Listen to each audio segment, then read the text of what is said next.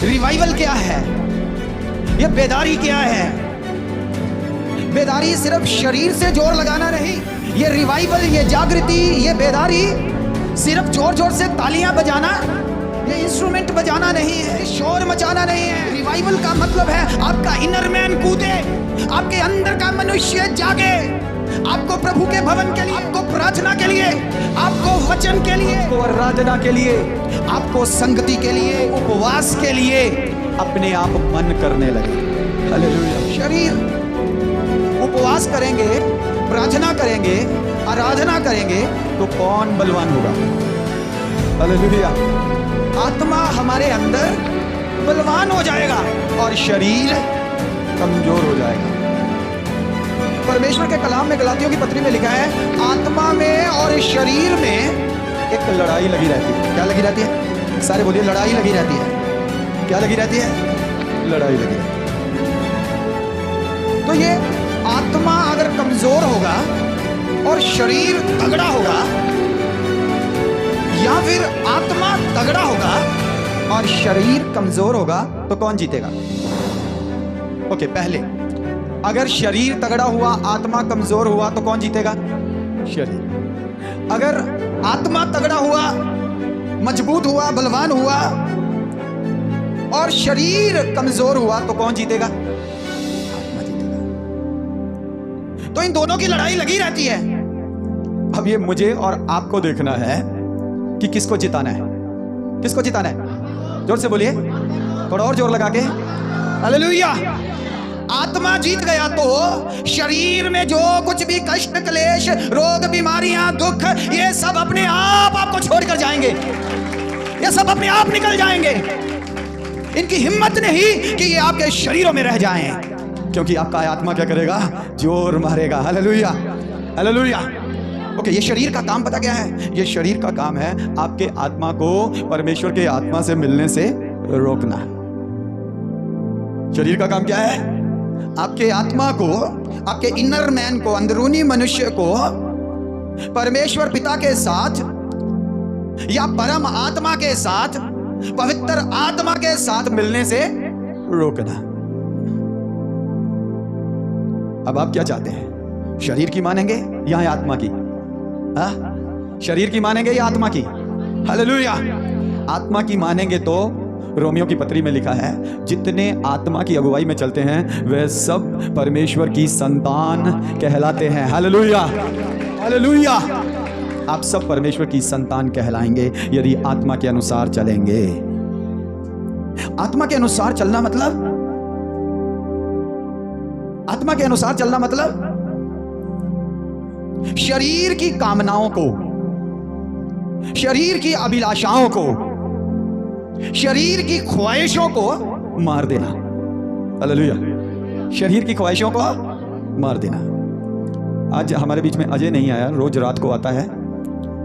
तो अजय ने पहले अपने गले में क्रॉस डाली हुई थी यहाँ। एक नौजवान भाई है हमारे साथ, हमारे पास आता है यहाँ पे। तो उसने पहले क्रॉस यहाँ डाली थी। पता नहीं मन में क्या आया, परसों चौथ आया तो उसने क्रॉस यहाँ डाल ली। यहाँ से निकाल के यहाँ डाल ली थी, झूल रही थी। तो जब मैंने देखा तो मैंने कहा, भाई ये क्या, यहाँ अच्छी नहीं लगती थी? कहते ऐसे ही शौक आया। भाई राजकुमार यहाँ पर आए तो उन्होंने भी देखा यहाँ पे झूल रही। कहते पास्टर जी ये क्या? हालेलुया। मैंने कहा, मैंने अभी अभी इसे समझाया कि यहाँ मत डालो। ये क्या है? ये फैशन है, ये शरीर की ख्वाहिश है जिसे हमें मारना है, जिसे हमें मारना है। प्रभु की स्तुति हो। तो आत्मा और शरीर, अब शरीर की सुनेंगे तो आत्मा को मार देंगे, अब आत्मा की सुनेंगे तो शरीर को मार देंगे। रिवाइवल क्या है? ये बेदारी क्या है?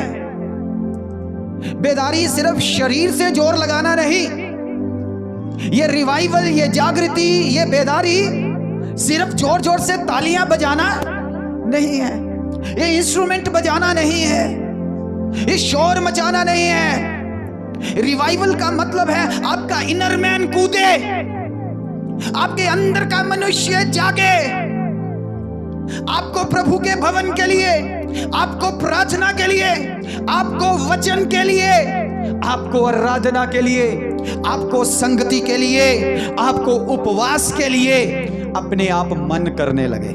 Hallelujah, hallelujah. That is revival. यही तो बेदारी है, यही तो बेदारी है।